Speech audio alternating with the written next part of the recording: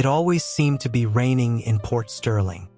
A fine, persistent drizzle that clung to the city, much like it had on the day he died.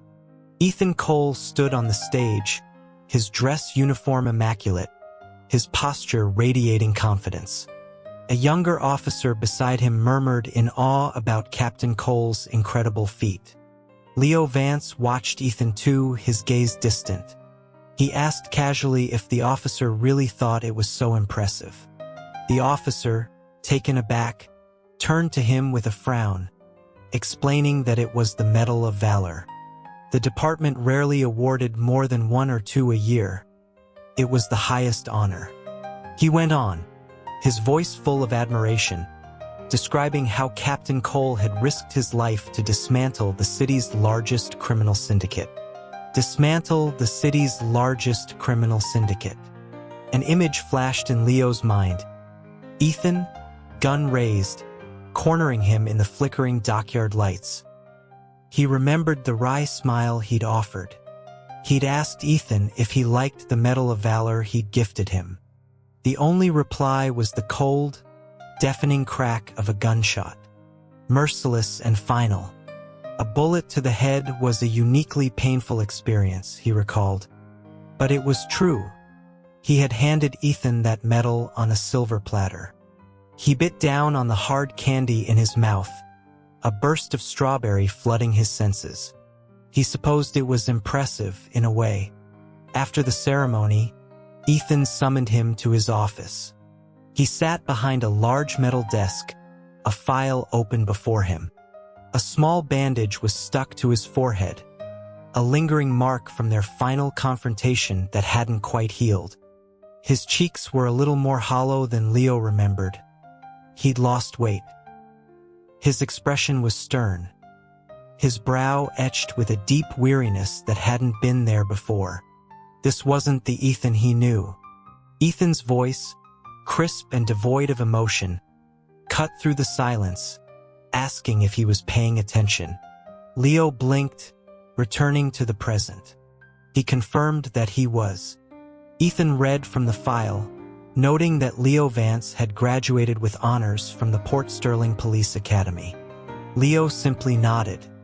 Ethan closed the file and looked up, meeting his eyes for the first time since Leo's return. A faint smile touched Ethan's lips. He explained that he needed a new partner and asked if Leo would be willing to join his team. In that moment, their gazes locked. In his past life, he had spent every ounce of his energy, had thrown away his very life, trying to earn a single smile from this man, who had only ever told him to get lost. Now, a complete stranger could stand here and receive one so freely. Life was a cruel joke. He declined the offer. Ethan looked surprised and asked for a reason. There were 1,000 reasons. Because standing next to him was a distraction. Because it would compromise his work. Because he was in love with him. But he voiced a carefully constructed excuse about his lack of experience, claiming he needed more time to develop his skills and wouldn't want to be a liability to Captain Cole. He kept his eyes lowered, delivering the lines with perfect, plausible sincerity. A deeper smile grew on Ethan's face, who told him not to worry. He explained that since the city's largest syndicate had been dismantled recently, most of the upcoming work involved tying up loose ends. It would be the perfect opportunity for Leo to get the experience he wanted. It seemed the annihilation of his past self was meant to pave the way for his new one. His new partner, assigned after he refused Ethan, was Mark Peterson. A mountain of a man with a booming voice and muscles that strained the seams of his uniform. Mark couldn't understand why anyone would turn down the chance to work with Ethan Cole. He gestured emphatically, describing Ethan as a legend, the man who had single-handedly brought down a criminal empire. Mark believed Ethan was a genius, a formidable fighter, and a paragon of virtue. He leaned in conspiratorially, adding that Ethan was also handsome, making partnership with him a feast for both the mind and the eyes. Leo didn't respond directly, instead asking if Mark didn't find him handsome as well.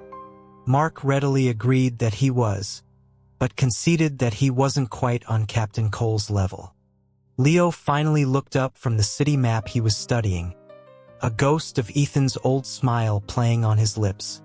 He told Mark that he should be thanking him, then thanking him for sacrificing his own visual enjoyment for Mark's sake. The punches Mark threw were solid, backed by genuine muscle. It hurt, but Leo suspected the pain was worse for Mark when he found his arm twisted behind his back, his face pressed against the cold floor. When Leo finally released him, Mark rubbed his shoulder, still persistent.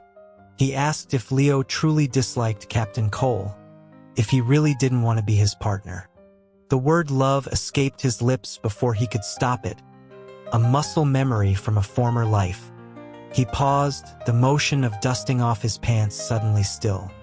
The image of Ethan's gun, the flash, the impact, flooded his mind. He turned to Mark, his smile chillingly bright, and added that he loved him to death, which is why he had died. He had loved Ethan Cole for a long time, but Ethan never knew. In the narrative of the world, he was the villain, and Ethan was the hero. No one would ever suspect that the irredeemable monster would fall for the righteous champion who opposed him at every turn.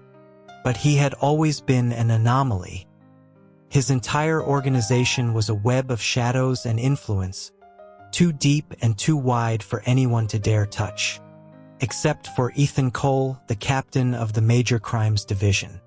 A mid-level position, but he'd managed to dismantle 2 of Damien's major operations. Damien had first seen him on a grainy security feed, a lone figure taking down a dozen of his best-trained men with nothing but his bare hands. He saw him standing amidst the fallen bodies, covered in blood, resolute. That was where the interest began.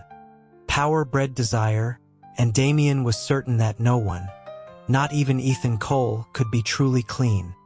He had his people dig into Ethan's past, expecting to find leverage, a hidden stain. They found nothing. The most damning thing they could uncover was a commendation he'd received in middle school for helping an old woman cross the street. In a world soaked in shades of gray and black, Ethan Cole was exactly as his name suggested. A clear, unpolluted stream. Honest, kind, and infuriatingly special. So special you wanted to drag him down into the abyss with you. Infiltrating the department had been easy. As Cole Song, a rookie with a fabricated past, he joined the precinct. On the first day, the same man who was a whirlwind of violence on camera approached him with a kind, welcoming smile.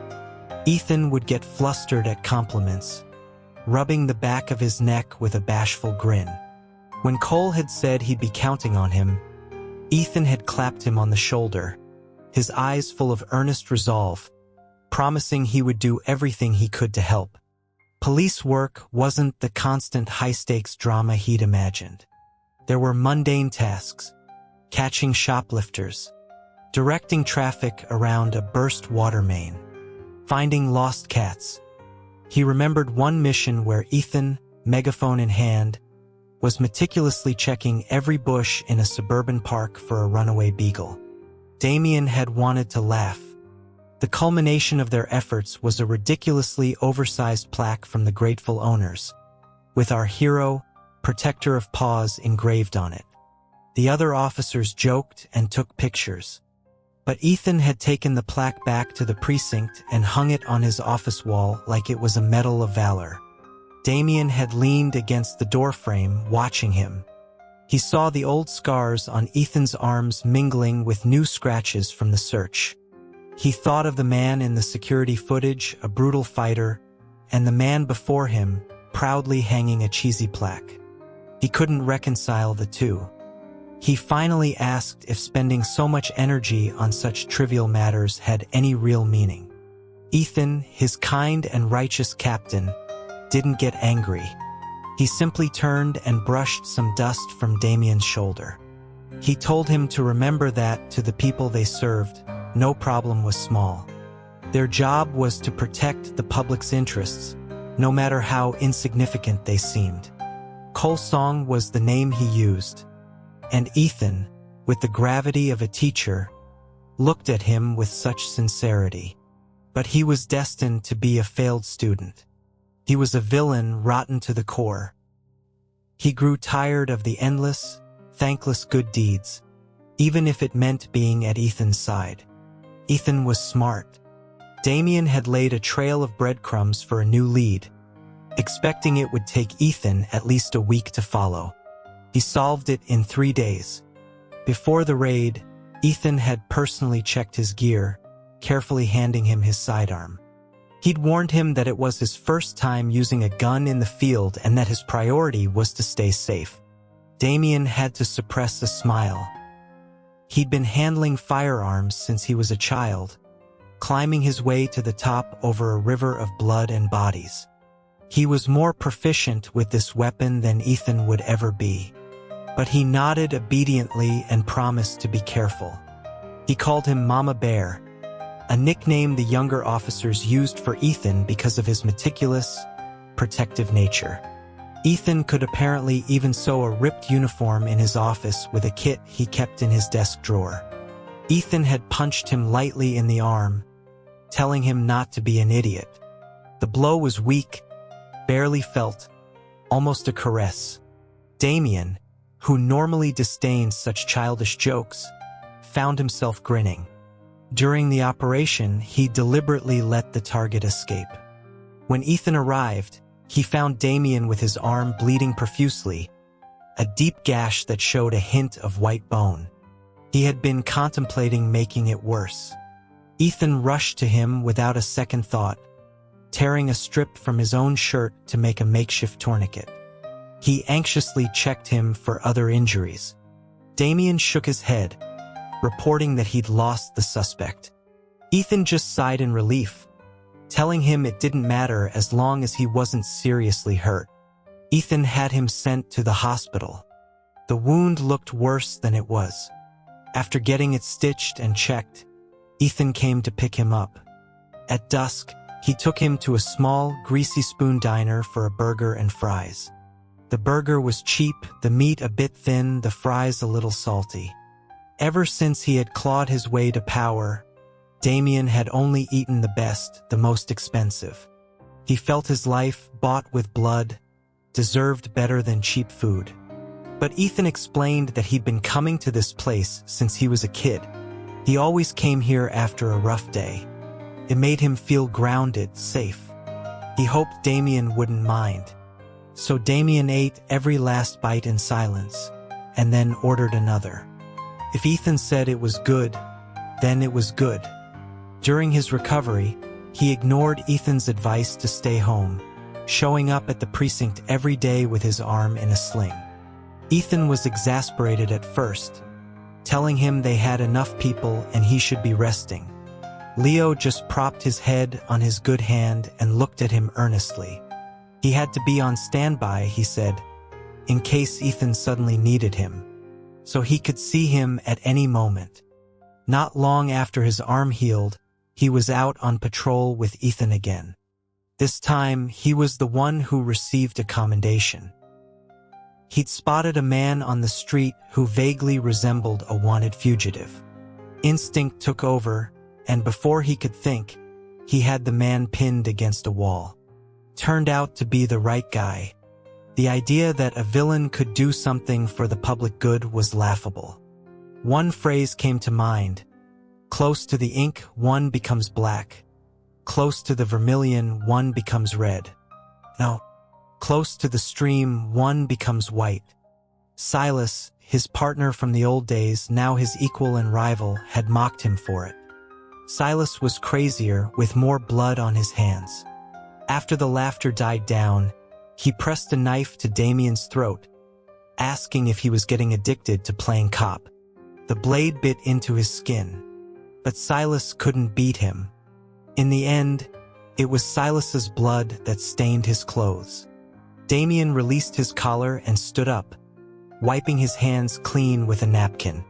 He smiled and admitted that he was, in fact, addicted. He warned Silas to be careful, or he might just kill him and hand his body over for a Medal of Valor. He threw the plaque in the trash on his way out. But later that night, wearing a hoodie and a mask, he found himself in the building's refuse room. Staring at the garbage, he felt like he was losing his mind. Then he remembered the way Ethan's eyes had crinkled when he smiled, handing him the award. Cursing under his breath, he ruffled his hair in frustration, then stepped into the filth. He pulled out the plaque, wiped it down, wrapped it in a new dust cover, placed it in a box, and took it home to a storage unit in his basement. Life fell into a strange, peaceful rhythm. By day, in a crisp uniform, he was at Ethan's side, a dedicated officer maintaining social order, chasing purse snatchers for miles. By night, he was back in his world of excess and violence, watching impassively as countless lives spiraled into ruin. Everything seemed normal, until one evening, under a sky painted in shades of crimson and rose, Ethan asked him what his goal in life was, what he lived for. He didn't answer right away, just watched the sunset for a moment before smiling. He said he didn't know. Maybe for him, living was just about living. After a few seconds of silence, Ethan asked if it truly meant nothing to him. He turned to look at Ethan, the red light of the dying sun making his face beautiful. He admitted it meant nothing, but perhaps it could. He had forgotten how brilliant Ethan was. He couldn't be fooled forever. Mark's voice pulled him back to the present, asking what he was spacing out about. He shook his head. Mark didn't press, but his tone grew serious. He reminded Leo that this was their first major operation as partners and that he needed to be focused. Leo didn't answer. He was watching Ethan, who was taking cover on the other side of the warehouse, gun drawn. The memory and the reality blurred. Except now, Ethan's partner was a nervous-looking rookie whose hands trembled on his weapon. A scrawny kid who looked like a liability. Not as handsome as him. Not in as good shape. Poor substitute. Suddenly, he regretted not taking Ethan's offer. His instincts proved correct. The air exploded with gunfire, blood, shouting, and pain. The next thing he knew, he was sitting on a bench in a hospital corridor. A fresh, neatly dressed bullet wound in his arm. The exact same spot as last time. Only this time it wasn't self-inflicted. Mark had been with him the whole time.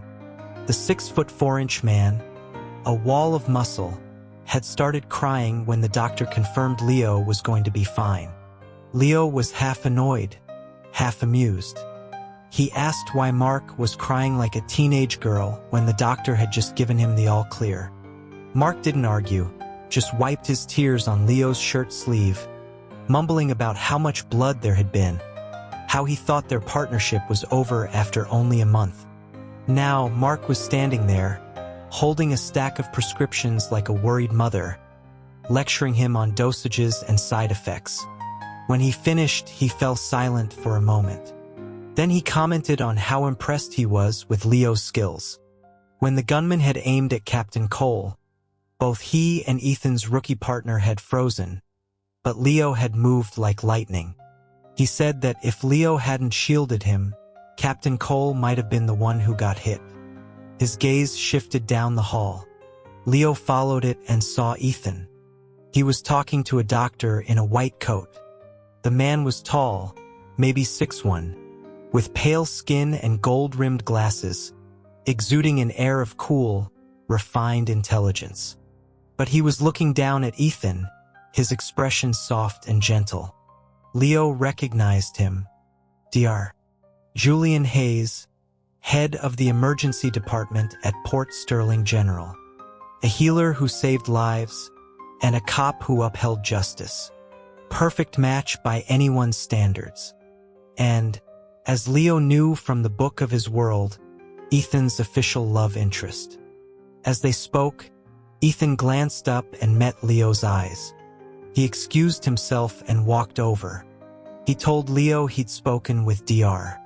Hayes and that thankfully the bullet hadn't hit anything vital. With proper care, he'd make a full recovery. Ethan checked his watch and noted that the anesthetic should be wearing off. He asked how Leo was feeling. Just then, Julian Hayes walked up behind him. Leo looked straight at Ethan. "Awful," he said. "It hurts like hell." Ethan had always been a soft touch, and this was compounded by the fact that Leo had been injured protecting him. After another round of examinations, Ethan insisted on driving him home. As they passed the diner, Leo instinctively asked if he wanted to stop for a bite. Ethan hesitated for a moment, then agreed. While they waited for their food, Ethan unwrapped a set of cutlery for him and asked, seemingly offhandedly, why he'd suggested this place. With his good hand, Leo took the fork and knife, replying casually that he guessed he just liked their burgers. Or maybe he just wanted to spend a little more time with his captain. Ethan just smiled and didn't reply. Later, Ethan walked him to his apartment door. The complex was quiet at this hour, bathed in the sparse, hazy glow of the streetlights. Just as he had in the previous life, Ethan began to critique his own performance during the operation, taking responsibility for the outcome. Then he thanked Leo. After that, he looked up and once again asked why Leo didn't want to be his partner. Ethan was too sharp, too perceptive. Lying to him was a fool's game.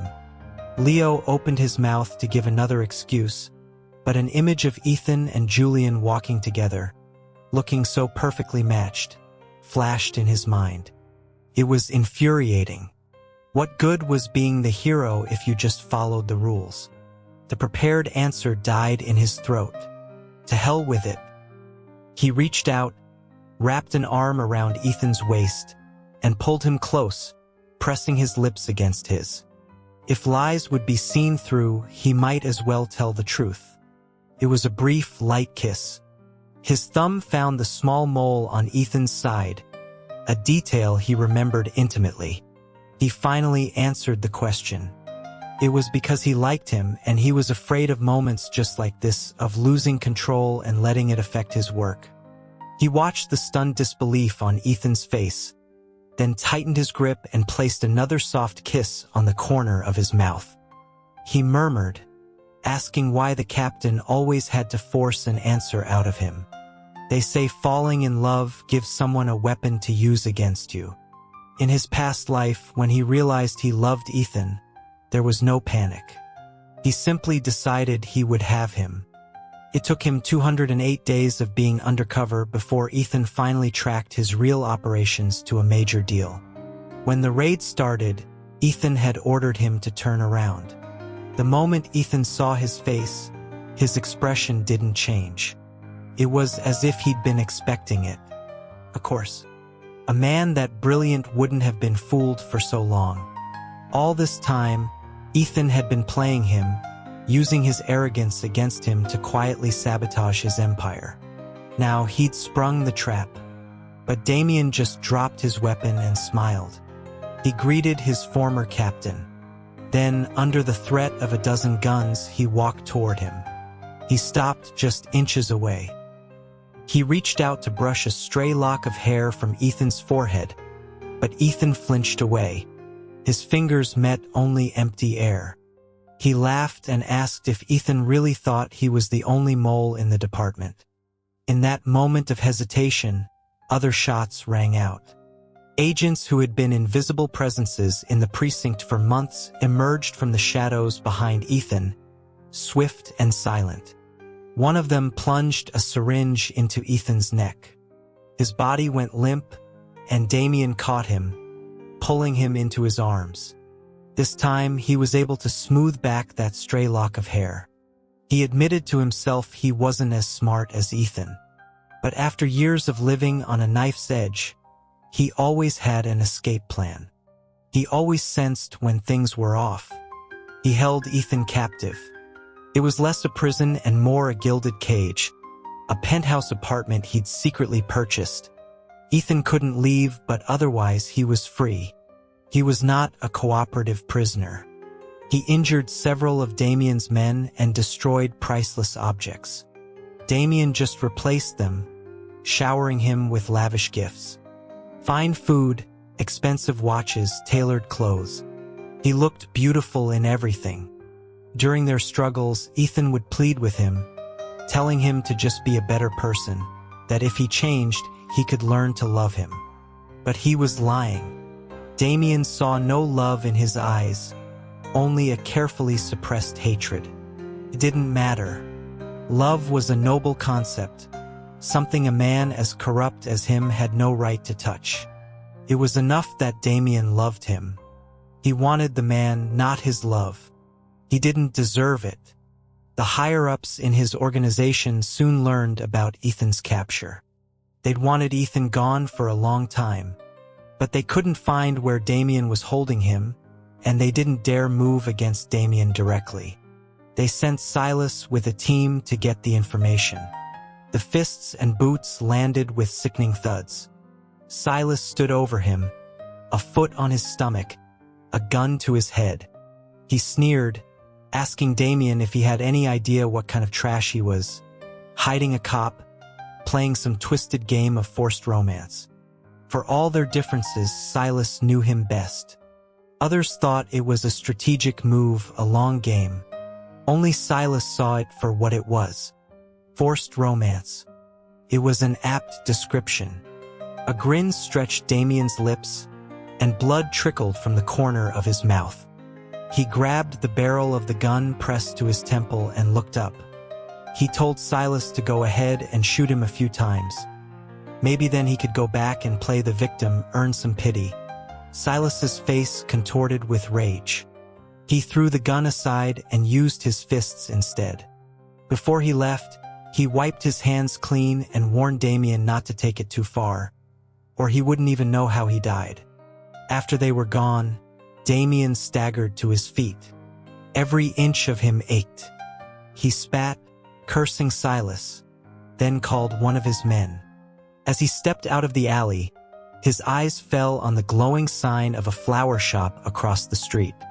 It occurred to him that he had given Ethan everything but flowers. He stumbled inside, clutching his side. The owner, a young mother with a sleeping baby strapped to her back, flinched in terror.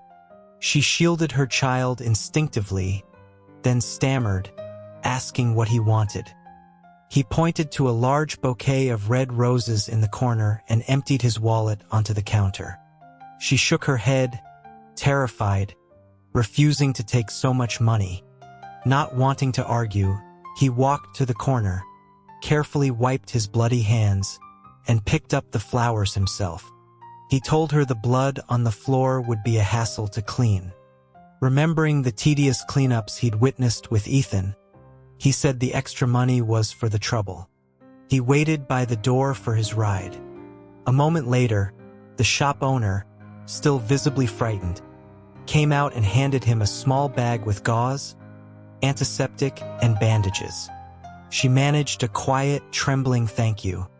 That night, after cleaning his wounds until no trace of blood remained, he slipped into bed and wrapped his arms around Ethan from behind. The scent of pine, a custom fragrance he'd chosen for the linens, filled his senses, warming him. He whispered Ethan's name. As usual, there was no reply. On any other night, he would have forced Ethan to face him, forced a kiss that would end with the taste of blood. But tonight, he just held him tighter, his head buried in the crook of Ethan's neck. He told him about the flower shop, about giving the owner all his money. He confessed that the excuse about the cleaning fee was a lie, even to himself. He knew he'd given her the money because he felt pity for her, a single mother in worn-out clothes who dressed her child in new ones. He let out a soft, humorless laugh. He found it incredible that some parents could be so selfless. The smile faded, and he sighed. He admitted that maybe Silas was right. After playing a cop for so long, he was getting addicted to it. For a long time there was silence. Then the man in his arms finally turned. The chains on his ankles clinked softly. In the dim light of the bedside lamp, Ethan's face seemed cast in gold. He asked about his parents. The fake file had listed them as deceased, but he wanted to know about his real parents. Damien told him he didn't know. He knew this was an attempt to find a weakness, a way to convince him to surrender. But it was the wrong approach. He took Ethan's hand and kissed his knuckles. He explained that they had abandoned him when he was very young. Ethan was silent. Damien expected a lecture on morality, but instead, Ethan reached out and gently touched the corner of his reddened eye. Amidst the deafening thunder of his own heartbeat, Damien heard Ethan sigh softly and say, "That must have been hard." From that day on, Ethan's resistance softened. He began to accept Damien's presence, to allow his touch. He even started cooking dinner and waiting for him to come home. Damien knew it was all a ploy, a long con to earn his trust and escape. There was still no emotion in Ethan's eyes. He was a terrible actor, but Damien willingly fell for it, granting him more and more freedom with each passing day. His men warned him, but he already knew. He was feeding Ethan his escape plan piece by piece, savoring these stolen moments, stretching them out for as long as he could. Sometimes he'd wake from a nightmare, heart pounding, but the sight of Ethan sleeping beside him would calm him instantly. In those moments, he wondered, if his life had been different, if he wasn't stained with so much sin, could they have been a normal couple? But he always forced the thought away. Silas was right about what kind of man he was. Ethan eventually escaped, faster than Damien had anticipated. His men asked if they should go after him. Damien didn't answer immediately. He took a bouquet of perfect red roses he'd brought home, stripped the wrapping, trimmed the stems, and arranged them in a vase. Then he told them not to bother. He had given him the chance to leave. He hadn't expected Ethan to send him a package a short time later. Inside were several lab reports, news clippings, and old photographs. That was how he learned the truth. He had been kidnapped as a child. The parents he thought had abandoned him had been searching for him his whole life. And the first targets he had ever been ordered to eliminate were them. It all made sense now. The burner phone in the package rang. It was Ethan. He urged him to stop, telling him it wasn't too late, that this wasn't who he was meant to be. In the vast, empty house, Damien stared at the documents. A dead silence surrounded him. He knew Ethan's purpose was to give him a reason to surrender, to choose a different path. After a long moment, he took out a lighter and set the papers on fire. He told the empty room that it no longer mattered. As the flames consumed the past, he tossed the phone in with it. Ethan was too late. He was already broken beyond repair. After that, he never saw Ethan again. He only heard news of his continuous commendations, of how he was systematically destroying what was left of Damien's empire. Until finally, he cornered the syndicate's top leader. Until he surrounded the abandoned shipyard, where he found Damien, covered in blood, standing over a field of bodies, including the boss himself. The remaining contraband was on a boat behind him, its departure thwarted by Damien's intervention. The red dots of countless laser sights converged on his chest. He laughed. All those years of climbing the ladder had at least earned him a high-threat classification. A voice boomed over a loudspeaker, ordering Song Simu to drop his weapon, telling him surrender was his only option. But it wasn't. He tossed his gun aside and, just like before, he walked toward Ethan through the sea of armed officers. This time, however, Ethan moved. A bullet tore through his knee, and he collapsed, a sharp, agonizing pain shooting up his leg. Ethan's cold voice cut through the air, telling him not to resist, that he had no way out. He remembered the look of disbelief on the boss's face before he'd killed him, the crazed question of what he hoped to gain by throwing everything away for a cop. He hadn't answered then. But now, looking up at Ethan's impassive face, he smiled with a sense of final release. So be it. His life had been one of sin. Trading his own filthy existence to ensure his righteous captain could live a clean and stainless life in this world was a bargain. He looked up and asked with a genuine smile, "Captain Cole, do you like the Medal of Valor I gifted you?" Death was his only way out. They say villains go to hell. But after he died, all he saw was an endless, empty white. In that void, he learned that his world was just a story in a book. Ethan was the hero with his destined partner, and he was just the antagonist, fated for a tragic end. He was supposed to have played his role until the final chapter, but his sudden self-awareness had derailed the plot, throwing the world into chaos. A cold, electronic voice informed him that the story was not yet finished, and he would be sent back, placed into the shell of a newly created background character to ensure the timeline could correct itself. He opened his eyes. He was no longer Damien Song. He was Leo Vance. Amazing. Mark's voice brought him back, his brow furrowed in concern as he examined the fresh bruise on Leo's cheek. He was sure it hadn't been there at the hospital. Leo glanced over at Ethan, who was pretending to read a file but had frozen at Mark's words. A smile tugged at Leo's lips, but it pulled at the bruised skin, making him wince. He clapped Mark on the shoulder with a serious expression and told him he must be mistaken. Then he walked past him toward Ethan's office. After the two kisses the night before, he had, as expected, received a punch. Ethan had immediately recoiled, apologizing profusely, then stammered something about his actions being inappropriate and that he needed to clear his head before practically fleeing.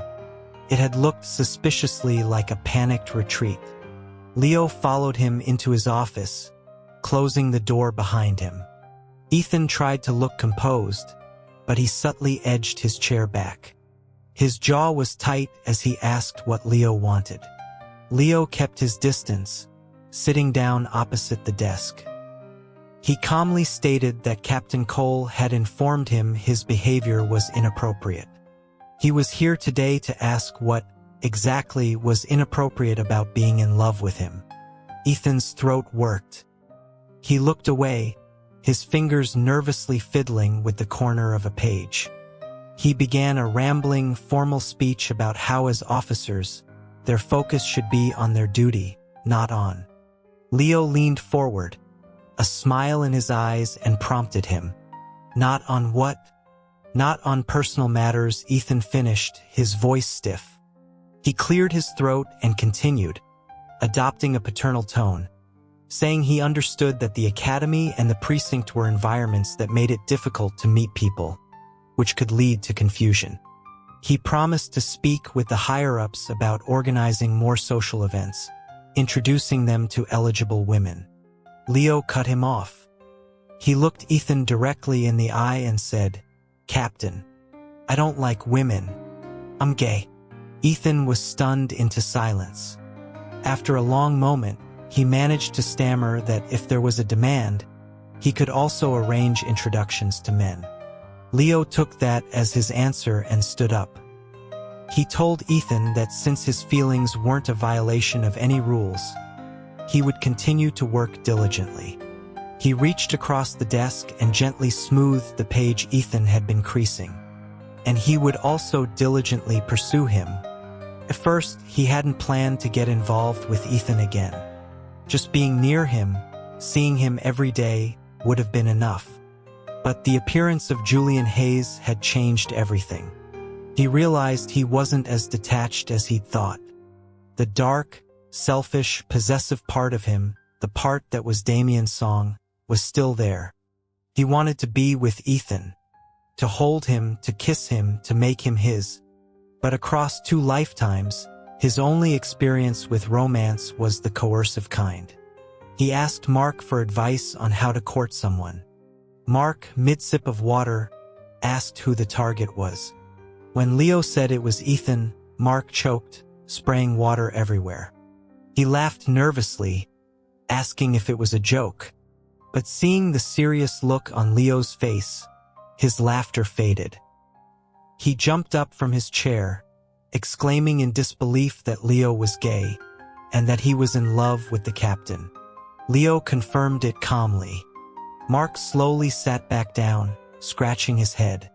He told Leo he didn't want to discourage him, but he didn't think Captain Cole was into men, and even if he was, Leo probably wasn't his type. When Leo asked what his type was, he immediately thought of a certain doctor. Mark's eyes widened, asking how he knew. He gushed about how perfect Ethan and Dr. Hayes looked together like two leading men. Leo acknowledged his point and said that was why he'd have to try even harder. Who said the side character couldn't win? After all that, Mark sheepishly admitted he'd never been in a relationship and had no advice to give. The internet was a useless flood of conflicting strategies. Lying in bed that night, he put his phone down. In the darkness, one thought was clear. He wanted to be with Ethan. He wanted to be good to him. Perhaps just following that instinct was enough. So he began to orbit Ethan. From morning until night. If Ethan coughed, he was there with a bottle of water. When a call came in, he was already geared up. In the cafeteria, he would find the empty seat next to him. Ethan was often exasperated by his constant presence, but whenever he got that look on his face, Leo would just flash him a wide, innocent smile, and he never let it interfere with his work. Plus, he was still injured. He used to despise weakness, but now, a stern look from Ethan was all it took for him to clutch his arm and feign a wince of pain. He would then watch as his kind-hearted captain sighed, his frustration melting into concern as he escorted him to the infirmary to get his bandages checked. Mark found it disgusting. Leo just shrugged and flexed his newly rewrapped arm, telling him that a little charm went a long way. Mark, after all, didn't have the captain fussing over him. Eventually, Ethan grew accustomed to him. He couldn't shake him off. Then Julian Hayes started appearing more frequently. It was a morning shortly after Leo's arm had fully healed. He was waiting in his car outside Ethan's apartment building. He knew from his past life that Ethan was not a morning person. He often rushed into the precinct with a piece of dry toast hanging from his mouth. Now, Leo made it his routine to get up early, stand in line at Ethan's favorite bakery, and have a hot breakfast waiting on his desk. But now that he was better, he could just pick Ethan up directly. He remembered Silas boasting about driving his high school girlfriend to and from school in his beat-up car. Damien had mocked him for it. Silas had just smirked and called him a lonely dog who would never understand that kind of joy. As Ethan walked out of the building, hair slightly disheveled, bathed in the soft morning light, Leo's heart softened. In that moment, he finally understood. He honked, about to call out, when he saw Julian Hayes walking beside him. Ethan explained that Julian had recently moved into the same building, and since his car was in the shop and the hospital was on the way to the precinct, he'd offered him a ride. A friend. Leo looked at Julian in the rearview mirror. Julian looked back, his eyes unreadable behind his glasses, and offered a polite, standard-issue smile. He said it was very kind, but he could just as easily get a cab. Leo replied cheerfully that it was no trouble at all. After all, he said, emphasizing the words Dr. Hayes was a friend of their captain. He had to help. He met Julian's eyes in the mirror again, a sharp, friendly smile on his face. He remarked how wonderful their friendship must be, guessing it had lasted for decades. A friend for decades and still just a friend. From then on, Julian was everywhere. morning commutes, after-work drinks, joint projects between the precinct and the hospital. After a while, Ethan told Leo he didn't need to pick him up anymore. Julian's car was fixed, and he could give him a ride. He said an ER chief was too busy to be catering to him. Ethan told him gently that he was a grown man who could take care of himself. Leo knew it was just an excuse, a way of pushing him away, but he decided to play dumb. That weekend, he showed up at Ethan's door with a suitcase. When a stunned Ethan opened the door, Leo explained that his lease was up and his landlord had kicked him out for being late with the rent. He even had the text messages to prove it. Forgetting the rent was real, using it as an excuse to move in was the plan. He looked at Ethan with his most pathetic expression, asking if the captain would really let one of his own men sleep on the street. Ethan suggested a hotel, even offered to pay for it and help him find a new place. Leo refused, saying he'd be too embarrassed to take his money. Ethan's patience snapped. He pointed out that embarrassed didn't seem to be in Leo's vocabulary. Leo agreed, but only when it came to pursuing the captain. If he was embarrassed, he might lose his man to someone else. Faced with his shamelessness, Ethan sighed and relented, but he set rules. Guest room only and no funny business. As Ethan led him inside, the elevator opened, revealing Julian Hayes. Ethan greeted him casually. Leo, however, stopped at the doorway, turned, and gave Julian a wide, triumphant grin. A flicker of annoyance crossed Julian's face before it was replaced by his usual polite mask. The official partner was stuck living across the hall. He, the shameless suitor, was now inside. Ethan's apartment was a modest two-bedroom, neat and clean, with warm, beige tones and lived-in comforts. It felt like a home, a stark contrast to the cold, cavernous spaces Damien had once occupied. Living with Ethan was like a dream from his past life come true. They went to work together, ran errands together, caught thieves, and found lost pets together. Sometimes Julian joined them for lunch at the hospital cafeteria, or for dinner when they went out. But at night, it was just the two of them. Ethan was gentle but firm. Whenever Leo tried to get too close, he would find his wrist expertly twisted and himself pinned against the kitchen counter. Ethan would look down at him, demanding to know what he thought he was doing. Leo, his face pressed against the cool surface, would just smile and say he saw a light around Ethan and wanted to touch it. Ethan would call him a smooth talker and release him that if he tried anything else, there would be no dinner.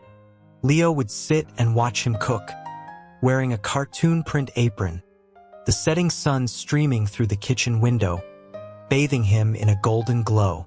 He hadn't been lying. Ethan really did seem to have a light around him. One evening, he called his name. Ethan, let's just live like this forever. It was the same thing he'd whispered to him in the dark in his past life. Then the only answer had been silence. But this time, Ethan paused, put the lid on the pot, and leaned back against the counter. Through the rising steam, he looked at Leo and smiled softly. In your dreams. One evening, when Ethan was working late, Leo came home to find Julian waiting for him outside his own apartment. He wasn't wearing his glasses, and the polite facade was gone. He asked Leo directly if he was in love with Ethan. Leo laughed, confirming that it was common knowledge. Julian's eyes, now unguarded, were filled with a dark, resentful energy. He challenged Leo, asking how much he really knew about Ethan, his past, his preferences. Leo recited every detail he knew about Ethan, from his favorite food to the brand of coffee he drank, information gathered through a past life of investigation and a present life of observation. He watched the confidence drain from Julian's face, replaced by disbelief. Leo leaned in, his own smile gone, the dormant menace of Damien resurfacing. He He asked if there was anything else Julian wanted to know. He could tell him, for instance, about the two of them in the orphanage and how Julian, upon being adopted, had abandoned a young Ethan without a second thought. Julian's face went pale. He asked how Leo could possibly know that. Leo told him that when you love someone, you learn everything about them and about your rivals, so you can eliminate them. In that moment, he wasn't Leo Vance. He looked down at his watch, noting Ethan would be home soon, and his expression softened back to normal. He turned to unlock the door, but paused. He told Julian he almost admired him for loving someone for over a decade and never having the courage to say it. Then he looked back at him with a sneer. He said if it had been him, he would have crawled his way to Ethan's side and never left. The door slammed shut behind him. That night, he knocked on Ethan's door. The moment it opened, he broke the rules and pulled him into a hug. He held him tight, lacing their fingers together. He wanted to ask a million questions. Was he lonely in the orphanage? Did he have enough to eat? Was he bullied? But all that came out was a quiet request to come with him on his next visit to the orphanage. There was a long pause before Ethan sighed and asked what he wanted to do there. Leo held him tighter and said he just wanted to see the place that had raised such a good man. The next day, they arrived at the orphanage. A huge delivery truck followed them. Ethan asked what it was. Leo explained they were gifts. He'd spent all night selling off valuables from a hidden safe house from his past life, his escape fund, and used the money to buy supplies. He told Ethan with a grin that since this was his home, he had to bring a generous gift to make a good impression on the family. Ethan's ears turned red. The children, who had initially asked why Brother Julian wasn't there, quickly changed their tune to Brother Leo after seeing the mountain of toys and snacks. Amidst their cheerful shouts, Leo leaned over to Ethan and whispered that Dr. Hayes was a bit cheap, wasn't he? Ethan just shook his head, saying not everyone could afford to be so generous. Leo slung an arm around his shoulder. Exactly. Handsome, rich, generous, and I've got stamina. The little ones approve, Captain. You should consider me too. He expected a deflection, but Ethan just looked at him, his gaze serious. He asked where Leo had learned all these lines, these tactics for pursuing someone. Leo answered honestly that at first it was difficult, but then it became second nature. He said he realized all he had to do was follow his heart. He gently took Ethan's hand under the cover of their jackets. He told him that everything he did, everything he said was genuine. His only goal was Ethan. He wanted to be with him more than anything. Ethan was the first to look away, but he didn't pull his hand back. As the days went on, Leo found that he was becoming a better cop. In his past life, people had feared and hated him. In this life, they respected and thanked him. An old woman whose stolen purse he'd recovered held his hand and asked if he had a girlfriend. A little boy whose dog he'd found gave him a crayon drawing of a superhero in a police uniform. He was changing. The darkness was receding. Then, 6 months later, a new synthetic drug flooded the market. A new syndicate was rising. The entire division was thrown into chaos. Looking at the drug's chemical makeup and distribution pattern, Leo recognized the style. It was Silas. He knew his old partner had escaped the final raid.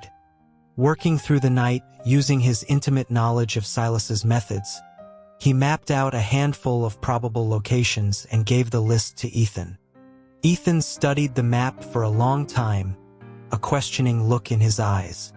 He knew Ethan was wondering how a rookie could have such insight, but he said nothing. He just patted Leo's shoulder and said, "Good work." He trusted him. The raids were successful, but during the last one, something went wrong. A young officer was hit, an artery severed. He bled out before they could get him to the hospital. Leo knew him. He was the kid who had admired Ethan at the award ceremony. He was only 23. His parents arrived, their grief a raw, physical force. Leo stood by, his hands stained with the kid's dried blood. He had tried to save him, but he had failed. He watched Ethan approach the grieving parents, ready to offer condolences. But the father, a retired officer himself, stopped him. He gripped Ethan's hand, his eyes red-rimmed, and asked only one thing. Was my son's sacrifice meaningful? Did he save others? Ethan's own eyes were wet as he choked out that yes, he had. He had saved many lives. The father nodded, tears streaming down his face, and whispered, "Good. That's good." Leo found Ethan later in a deserted stairwell. He was supposed to be the team's unshakable leader, but Leo knew how deeply this would affect him. He was too late. Julian was already there, speaking to him in soft, comforting tones. But Ethan was silent. Finally, he spoke, his voice thick. He asked Julian if he remembered another officer from their orphanage days, one who had gone undercover and been tortured to death. Julian recited the gruesome details from the autopsy report. Ethan's voice broke as he described finding the man, barely alive, holding on only long enough to pass on his intelligence.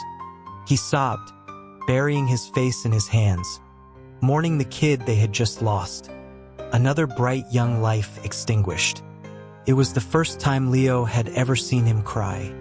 After a long silence, Julian asked him the question that had been on Leo's mind as well. He asked if he was afraid. Ethan nodded. There was a pause, and then his voice returned, stronger. He said that if he were ever in the same situation, he would make the same choice they did. He looked up at Julian, his eyes clear despite the tears. Because protecting the thousands of people behind us is the reason we exist. Leo quietly backed out of the stairwell, leaving the takeout he'd bought on a nearby bench. As he left the hospital, the owner of the small diner was closing up. He recognized Leo and offered to make him something. Leo hesitated, but the owner insisted, saying the police had saved his shop from a robbery once. He said he wasn't brave like them, so the least he could do was make sure they got a hot meal. Sitting there, eating the burger, Leo finally understood something Ethan had told him in his past life. He'd asked Ethan why he wanted to be a cop. Ethan had said he'd seen too much darkness and wanted to be the one to let in some light. Damien had scoffed, saying the darkness was too vast for one person. But Ethan had replied that even a single crack could let in a beam of light, and that was enough to save one or two people. And one or two could become many. At the time, he hadn't understood. Now he did. The investigation intensified. The atmosphere in the precinct grew heavy. Then Leo found out why. They were planning an undercover operation. And Ethan had volunteered. The application cited his lack of family or attachments as making him the ideal candidate. He was wrong. Leo had no family, no attachments, a new face, and an unparalleled understanding of Silas and his world. He was the perfect candidate. In the chief's office, Leo took Ethan's application and, to the chief's astonishment, tore it in half. He smiled and asked for a pen and paper. Before the mission began, he went with Ethan to the orphanage one last time. The children gathered around as Ethan told them stories about catching bad guys. One little boy declared that he wanted to be a police officer just like him when he grew up. He looked at Leo for confirmation. In the sunlight, the hopeful eyes of the children reflected a bright, clean future, a path so different from the one he had once walked. He remembered the chief asking him if he was sure about this, that it was a path of no return. But there was nothing to consider. He was the only one who could do it. The meaning of this second life wasn't just to win the man he loved. It was to earn the right to stand beside him in the light, clean and whole. He looked at the boy, then at Ethan, and said with absolute certainty, "You're absolutely right." That night, he drank too much at dinner and Ethan had to carry him home. As soon as they were inside, he pulled Ethan down onto the bed with him. In the dim light of a single lamp, he looked at the face he had yearned for across 2 lifetimes. He smiled and told him, "Ethan, I love you." After a long, breathless moment, Ethan leaned down, his lips brushing against Leo's. "I know," he whispered. "Me too." The confession he had waited 2 lifetimes to hear. His mind went blank. He rolled over, pinning Ethan beneath him, just staring, afraid it was a drunken hallucination. But Ethan saw the uncertainty in his eyes. He wrapped his arms around Leo's neck and pulled him into a deep, confirming kiss. It was real. Later that night, Leo asked him if he had been a good cop. Ethan, exhausted but content, nodded. Yes. In the darkness, Leo smiled, burying his face in Ethan's neck to hide the tears. That was all that mattered. He knew this job meant protecting thousands. But for him, it was only ever about protecting one. Ethan was his thousands. He was the light for everyone else. That was enough. All records of Leo Vance were erased. The world now had Kai, a new player in the criminal underworld. With his past life's experience, he quickly rose through the ranks. 2 months later, he saw Ethan at a deal, gathering intel. Their eyes met for a second before Ethan looked away, his face a mask of indifference. Someone next to Kai commented on how beautiful the man was. Kai smirked, the old Damien surfacing for a moment, and agreed. But all he could think was that Ethan had gotten thinner. He finally met Silas. He was colder now, more brutal, a true madman. With the intel Kai provided, the syndicate's power began to crumble. He worked his way closer to Silas, just in time to learn that their next target was Ethan. Silas threw a knife into a photo of Ethan pinned to a board. He told his men a story about a former partner who had fallen in love with a cop and destroyed his own empire from the inside, dying to give his lover a medal. He spat on the floor, then turned his gaze on Kai. He asked what he thought of the cop's looks. Before Kai could answer, he was seized from behind and thrown to the ground. Silas crouched down, his face twisted with the same hatred the old boss had shown before Damien killed him. "Oh right," Silas sneered. "I forgot. You're a cop too." His cover was blown. He knew what was coming. Pulled fingernails, broken bones, flayed skin. Every day they would bring him to the edge of consciousness, then wake him up to feel it all again. In his lucid moments, he was glad. Glad it was him with his past experience of pain. Glad it wasn't Ethan. One day, Silas stood over him with a red-hot iron poker. He paused and asked, "Was any of this worth it? What do you get from all this suffering?" In Silas's confused eyes, he saw a reflection of his former self. He tried to smile, but the movement sent waves of agony through him. Blood filled his mouth. "It's worth it," he forced out, the words thick and wet. "Because I have thousands of people behind me. But you, Silas, you're all alone." He wasn't sure how many days passed. Then, through a haze of pain, the door burst open, and a beam of light cut through the darkness. He knew Ethan was here. He felt strong arms wrap around him. He heard Mark's loud, heaving sobs. In the past, Mark would fuss over every little scratch. Now he could only cry, his voice trembling as he asked over and over, "Leo, does it hurt?" He tried to answer, but no sound came out. Ethan's face was blurry, but his eyes were shining with tears. He held him tighter, telling him to hold on, that he was taking him home. Leo wanted to say okay, but his vision was fading, the sounds growing distant. He was in an old park. He saw a small boy sitting alone on a swing set as other children were led home by their parents. It was him, Damien. He knew the boy didn't want to go back to the place he was forced to call home. He walked over to him and held out his hand. The boy looked up, his eyes wide. He asked if he was there to take him home. He nodded. A look of pure joy spread across the boy's face. He asked, his voice small and hopeful, if he really had a home to go to. Tears welled in his own eyes. Yes, he said. You have a home. It's a 2-bedroom apartment. It's neat and clean and painted in warm colors. The little boy's hand slipped into his, holding on tight. Okay, he said. I'll go home with you. He had never told Ethan that the real reason he'd first become a cop wasn't just to get close to him. It was because he hated his life, hated himself. Damien's song, Farewell to Dusk, was a name he'd given himself because he hated the darkness. But after dusk came the dawn. After Damien, there was Leo. And finally, he was clean.